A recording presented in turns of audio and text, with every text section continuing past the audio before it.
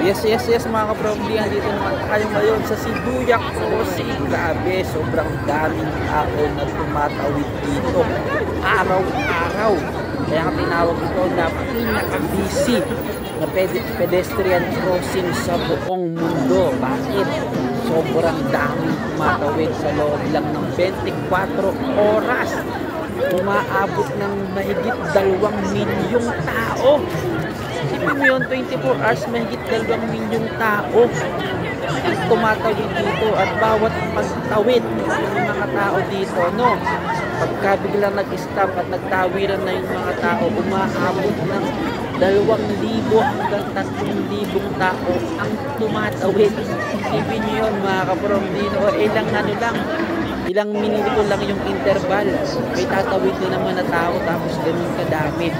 Kaya sobrang dami talaga ng tao, at dito naglalaki ang mga billboard. Yan.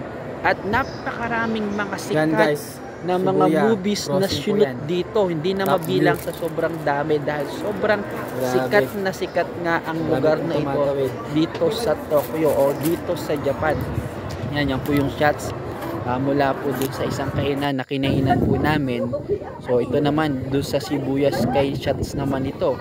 So yan, ganyan po. Parang pagkatawid, dahil sa sakyan, mag-iisa po mga tao, maiipon na naman, ganyan kadami. Grabe, sobrang busy talaga, sobrang busy ng kalye na yan. Tingnan nyo, mamaya pag nagtawiran yan, sobrang dami yan mga kapromdi. Makakalatan yung buong kanto na yan mga kapromdi. Yan, meron siyang 1, 2, 3, 4, 5. Tatawid na yung mga tao. 5 na tawiran. Yan na yung kayang sayo. Pagka yung mga tao na yan nasa kabi-kabilang kanto, nag-iwahiwala yan. Diyan din kami dumaan kanina. Yung unang video na pinakita. Napakarami yan talaga i-zoom ng in tao. mo, yung pinakamalapit. Tingnan nyo yun, no? Ang taas-taas Kita mo niya ba? para silang mga langgam, at sobrang dami. Yan, tumatawid na sila. From time to time, ilang segundo, ilang minuto lang ang lilipas, tatawiran sila. Malayo may pa, ipon yung tao. lapitan mo pa. Tapos yan nga, yung mga building na yan, meron diyang malalaking Grabe, billboards. daming tao, parang langgam. Yan, syempre, para makapaglagay ka ng commercial mo dyan, or ng mo dyan, signage mo dyan sa mga building na yan. Grabe, napakamahal siguro ng bayad dyan, no? Kasi sikat na lugar yan. Isa sa pinakasikat sa buong mundo. At syempre yung mga pumupunta ng Japan, isa ito sa talagang look forward po natin na puntahan, dahil nga napaka-famous ng lugar na ito.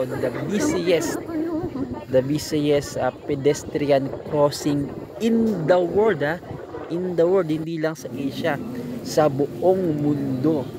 Grabe, yan sila, sobrang daming tumatawid. Siyempre papunta kasi kami niyan sa Shibuya Sky.